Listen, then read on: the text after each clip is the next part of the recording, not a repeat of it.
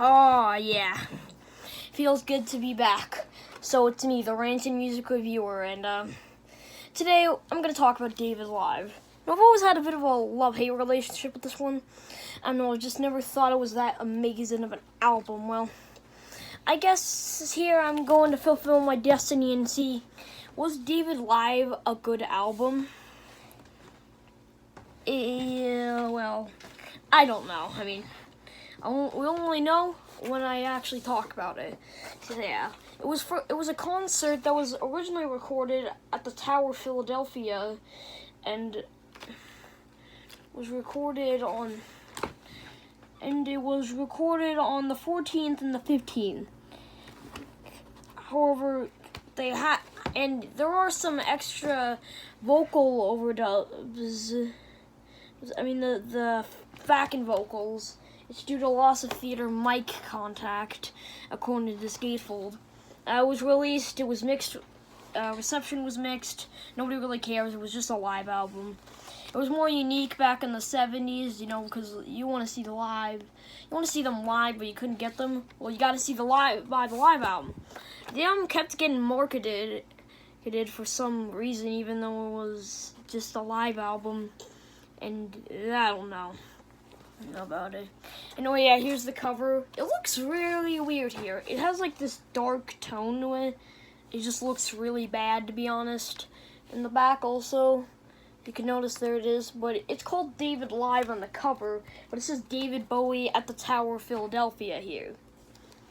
I don't get what it is, and there's actually different artwork, because in the 2005 version, apparently it got this art here, which is the same, but it's mirrored, and there's more songs. The songs that are added are, let me just see here.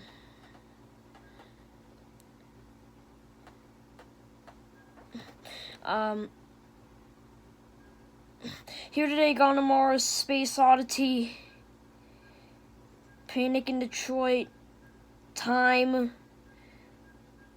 Those are the ones that are added. And it doesn't remove any. It's the same exact concert, except now it's a 3 LP set. One weird thing with this one is that the song Rock and Roll With Me was listed as When You Rock and Roll With Me. And even on the original album it comes from, Diamond Dogs, it was listed as Rock and Roll With Me. Anyways, it comes with this gatefold here, and this image has this really creepy looking image in this fold here, and it has such a good line. You see, it has one of the best typos I've ever seen. Due to loss of theater mic contact, instead of M-I-C, it's called M-I-K-E. Really weird. And as these slaves that just come up with a...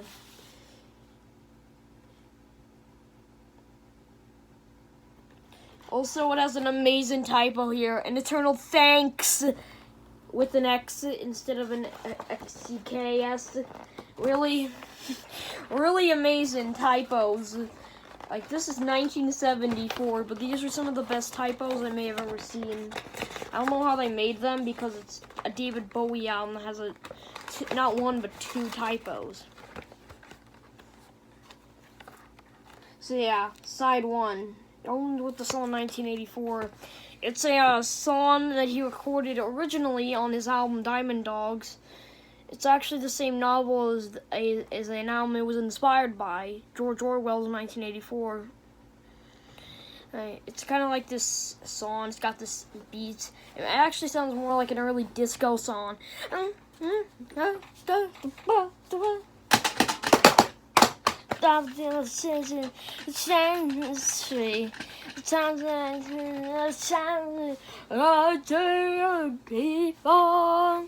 no, I kind of like it. It's kind of good. Not bad, just not terrible. Then you get Rebel Rebel. Now, I mean, it's Rebel Rebel. How do you go wrong with Rebel Rebel? I mean, it's Rebel Rebel.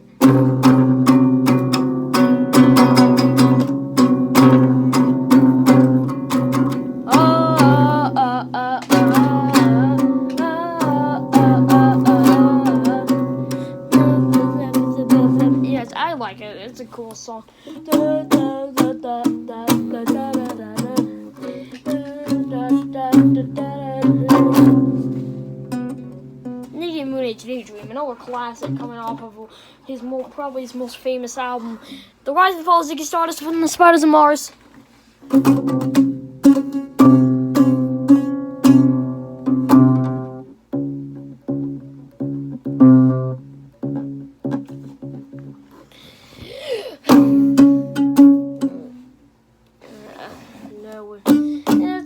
It's a kind of okay song.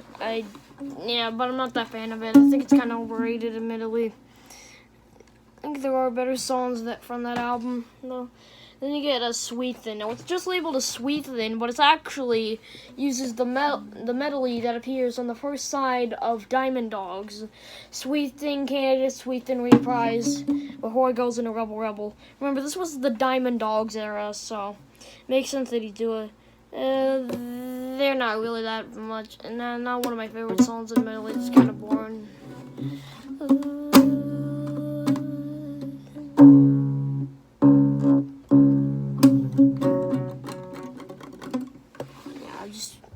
I don't know, not that big of a fan.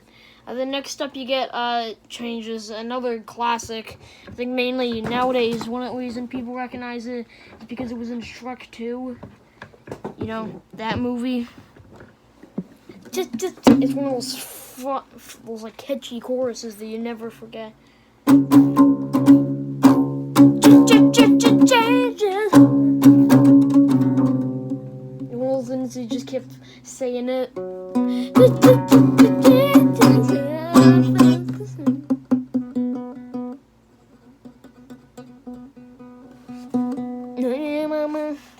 Yeah, it's kind of good. Suffragette City. This is probably one of my favorite David Bowie songs. I mean, that riff.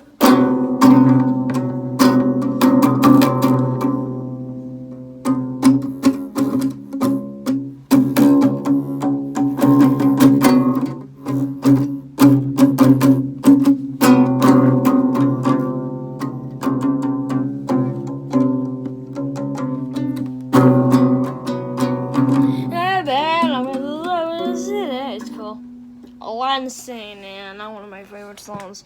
I don't know, I'm just not that big of a fan of the Aladdin Sane album, and the album doesn't really change that. I never was a fan of it. It was like on a slow burner, yeah. Not really one of my favorites. I can't exactly recall my opinions that I once said, because once I made I remember somebody was like making a review of this album, of the album Changes 2, and they were like, yeah, this is kind of okay. Yeah, I feel the same way. All the undos, I don't even know, it's fine. A young he rapped the bells. I don't care, really, it's fine, I guess. Clocked Actor was actually a really cool one.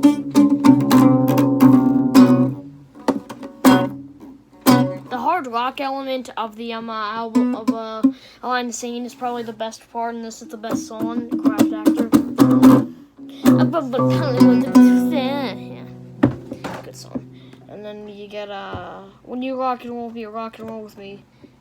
Yeah, I don't know. I don't like this one that much. Then Watch That Man. It's okay, I guess. I don't know. I'm not that big a fan of it. But then you get the first live single he ever released. It's called Knock on Wood, and I believe it was somewhat popular back in the day. Not like one of his massive hits. Makes sense, like you see on every compilation he'd release. Yeah, I like it. It's kind of good, but you know, just one of like my all-time favorites that like I probably always wanted to hear.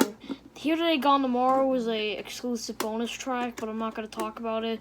And I always talk about Space Oddity or Panic in Detroit or Time. Those I'm just gonna talk about the original.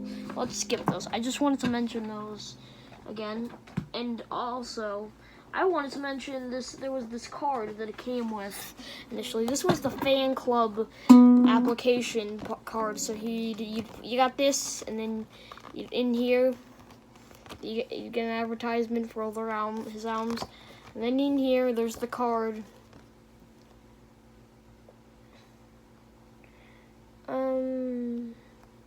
yeah, I would send this in, but you can't. It's not. It's 2020, and then you get Diamond Dogs, which I always thought was, you know, and it was an okay song.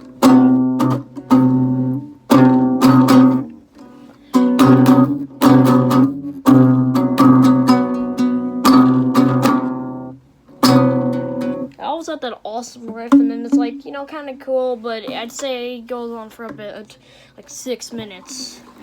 Yikes. Big Brother, which is, it's a kind of good song. We want you, Big Brother.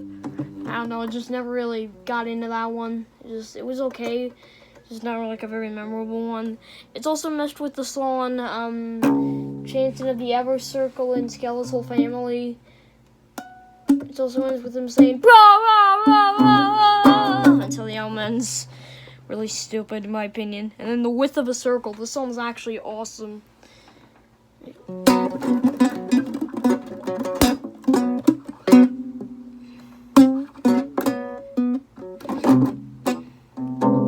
But it just always felt like it went on for too long, like specifically the original. And this one isn't much better. I feel, but it's kind of good. Genie. I have to hot take. It's not that good of a song. I just never really got into it that much. Rock and Roll Suicide. I don't really care. I mean, it works very well in the context of the Ziggy Stardust album, but I don't know. It just never was one of my favorites. So yeah, to conclude it, David Live is just very okay. It just goes into the half decent category, but not very good at all. So yeah, I probably would not say that David Live is one of my all-time favorite live albums. I'd say Delicate Sound of Thunder was, though.